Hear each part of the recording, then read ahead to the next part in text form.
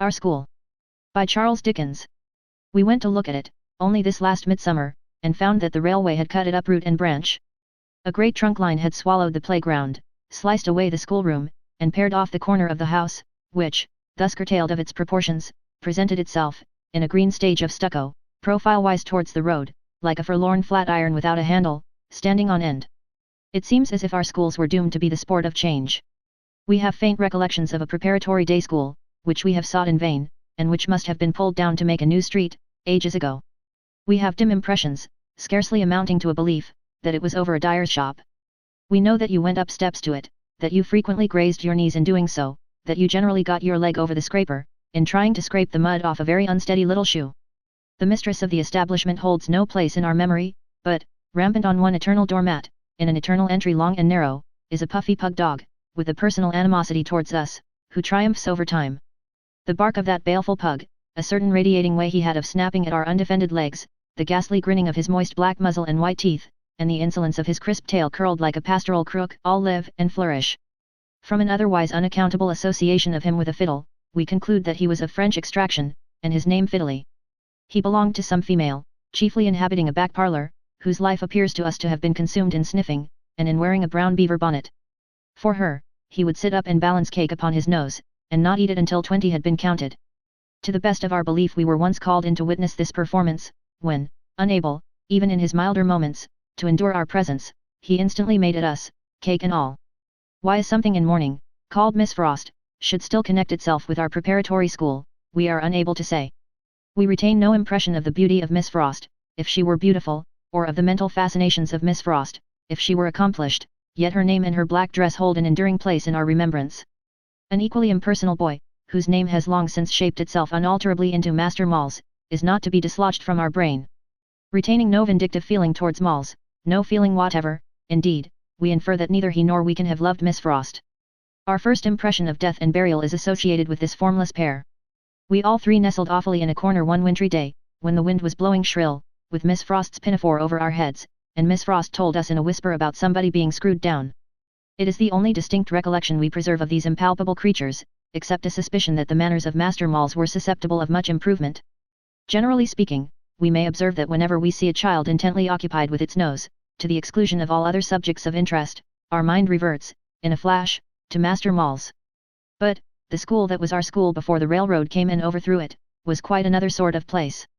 We were old enough to be put into Virgil when we went there, and to get prizes for a variety of polishing on which the rust has long accumulated. It was a school of some celebrity in its neighbourhood, nobody could have said why, and we had the honour to attain and hold the eminent position of first boy. The master was supposed among us to know nothing, and one of the ushers was supposed to know everything. We are still inclined to think the first named supposition perfectly correct. We have a general idea that its subject had been in the leather trade, and had bought us, meaning our school, of another proprietor who was immensely learned. Whether this belief had any real foundation, we are not likely ever to know now. The only branches of education with which he showed the least acquaintance, were, ruling and corporally punishing. He was always ruling ciphering books with a bloated mahogany ruler, or smiting the palms of offenders with the same diabolical instrument, or viciously drawing a pair of pantaloons tight with one of his large hands, and caning the wearer with the other. We have no doubt whatever that this occupation was the principal solace of his existence.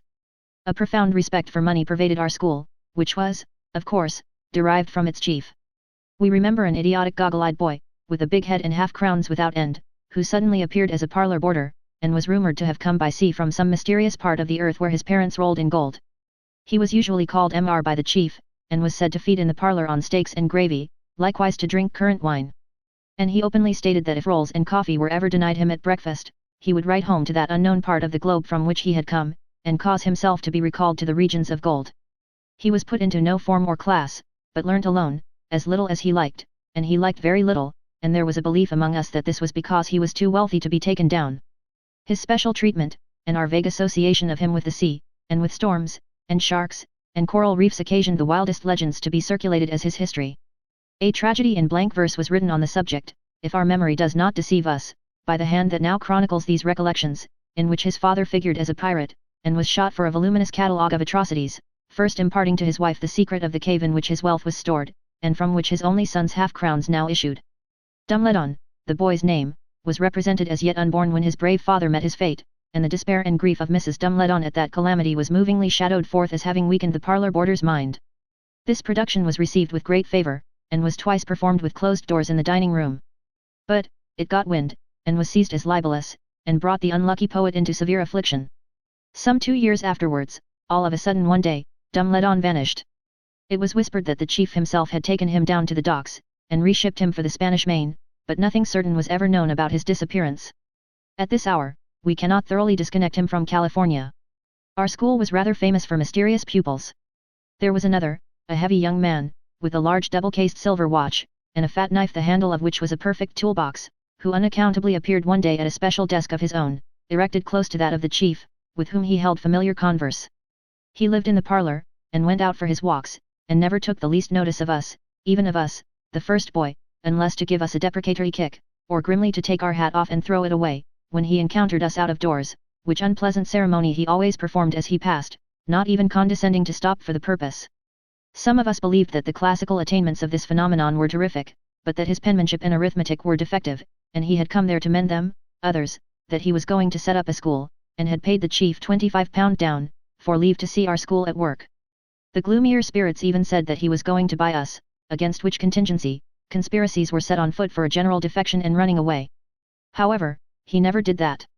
After staying for a quarter, during which period, though closely observed, he was never seen to do anything but make pens out of quills, write small hand in a secret portfolio, and punch the point of the sharpest blade in his knife into his desk all over it, he too disappeared, and his place knew him no more. There was another boy, a fair, meek boy, with a delicate complexion and rich curling hair, who, we found out, or thought we found out, we have no idea now, and probably had none then, on what grounds, but it was confidentially revealed from mouth to mouth, was the son of a viscount who had deserted his lovely mother. It was understood that if he had his rights, he would be worth 20,000 a year. And that if his mother ever met his father, she would shoot him with a silver pistol, which she carried, always loaded to the muzzle, for that purpose. He was a very suggestive topic. So was a young mulatto, who was always believed, though very amiable, to have a dagger about him somewhere.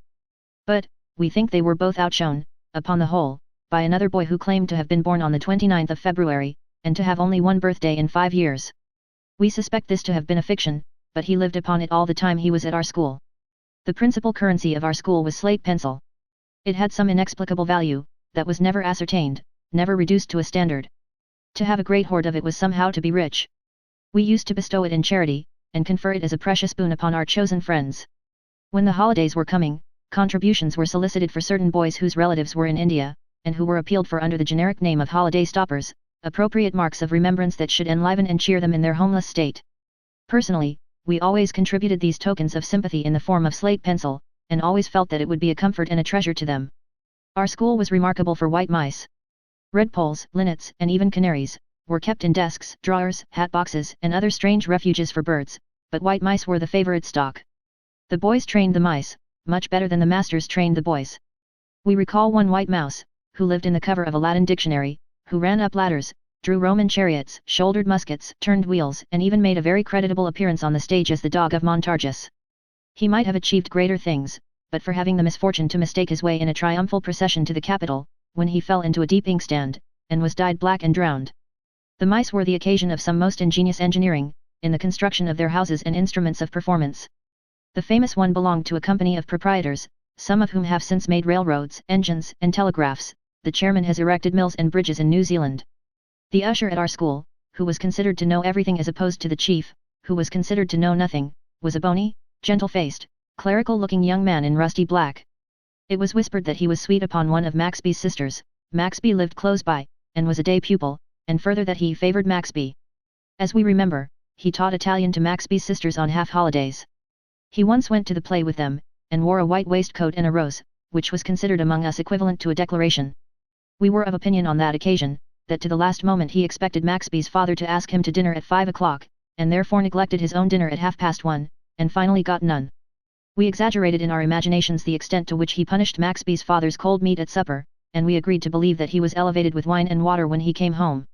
But, we all liked him, for he had a good knowledge of boys, and would have made it a much better school if he had had more power. He was writing master, mathematical master, English master, made out the bills, mended the pens, and did all sorts of things. He divided the little boys with the Latin master, they were smuggled through their rudimentary books, at odd times when there was nothing else to do, and he always called at parents' houses to inquire after sick boys, because he had gentlemanly manners. He was rather musical, and on some remote quarter day had bought an old trombone, but a bit of it was lost, and it made the most extraordinary sounds when he sometimes tried to play it of an evening.